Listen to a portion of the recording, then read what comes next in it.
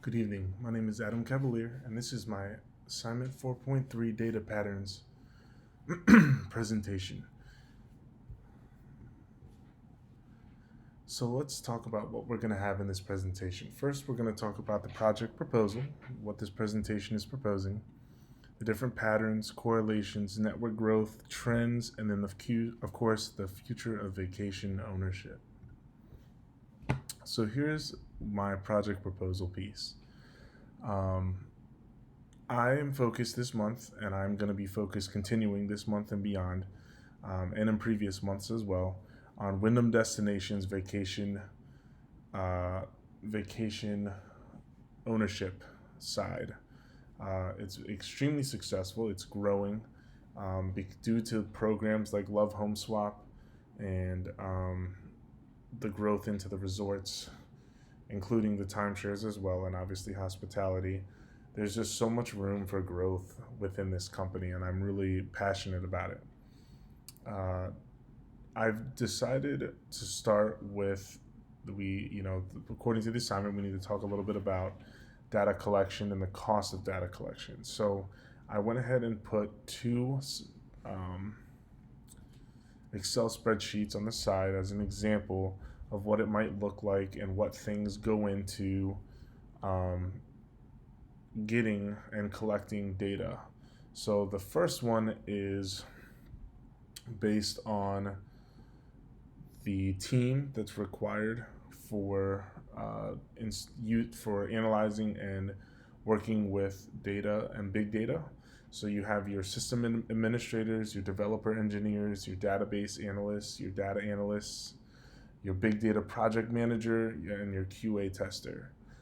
I put the time that they're going to be required to work on it and how much they cost per hour. That's my Bayes theorem side, which actually ends up getting somewhat expensive and time oriented. So um, it's obviously going to change because I wanted to put the operating income for 2019 for Wyndham, which is the data that I'm using, which is their fiscal quarterly report.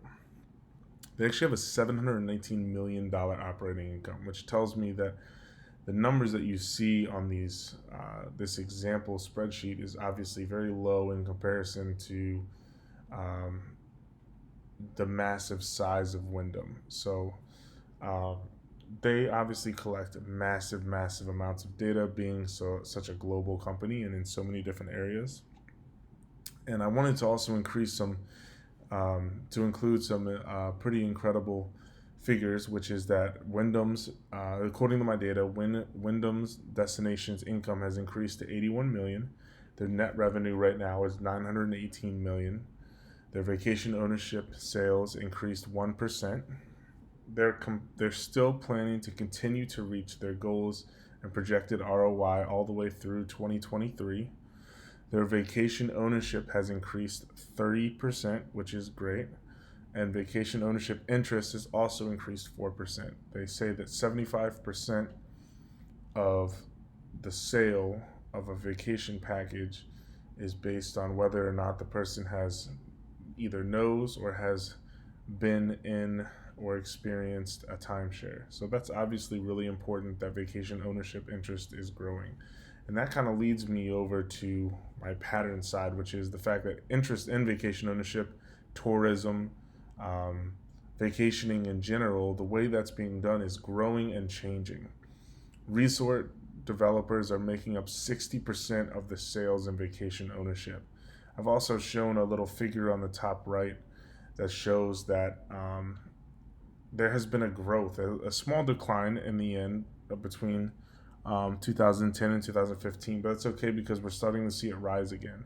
But slowly and steadily, um, there's just been a long period of growth for timeshare and vacation ownership companies. If you look as well on the bottom right, you'll see that Wyndham and Marriott are the two largest competitors, and Wyndham being my focus, obviously owns a lot of this vacation ownership market.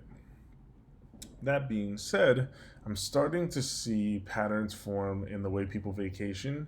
And because of those patterns forming, we're seeing fierce competitors starting to rise. such as Airbnb and HomeAway, which goes directly against timeshares and resort packages, and Home Love Swap program for Wyndham. Again, another big one that you're going to see that can completely change the revenue and the data that I'm using for this project is natural disasters. When I talk at the end about expansion, um, and they talk a little bit about it in the data, that due to, for example, the Hurricane Michael and Florence not actually hurting Wyndham, there was no increase in their operating uh, cost this last over the last couple of years because the hurricanes haven't actually affected their resorts or timeshares. So that's exciting and important to know. It's also important to note that there's a pattern of most all over 85% of purchases are from previous owners or people that have knowledge of vacation packages, not from new and unexperienced consumers. So that's something to keep in mind as we move forward. So, what are the correlations between vacation ownership, and everything else in the hospitality industry? Obviously, the number one seller is we need to educate people on timeshares. If you want to sell timeshares, people need to know what it is, what it's about, and have interesting ways to engage with that. We need to, there needs to be an increase in vacation timeshare purchases, or we need to slow that down and start working on building Wyndham's other programs, such as Love Home Swap, which is starting to grow immensely, and resorts, and trying to find other networks, which I'll talk about in a second, to grow those programs. We need to continue to diversify the customer base. Wyndham Destinations is not reaching the younger market yet. We're seeing too much of the 50 and up market, or 30 or 45 and up market. We need to find ways to grow our networks to reach a younger audience. Work to increase new ownership versus existing, and again, completely overhaul our program awareness for each of our programs to overcome the rising competition, because it's coming. So let's talk about that growing network. One of the biggest ways I think we can reach the younger generation is through social media. Doing promotions and programs on social media, I think, will reach the 18 to 30-year-olds that are starting to find their way around travel, or their parents are letting them travel. This is who we need to be targeting. Get them educated while they're young. Let them know what options they have, and hopefully we can grow Wyndham's programs. I also included two charts on the right.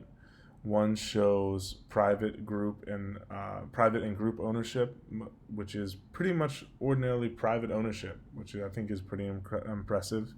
And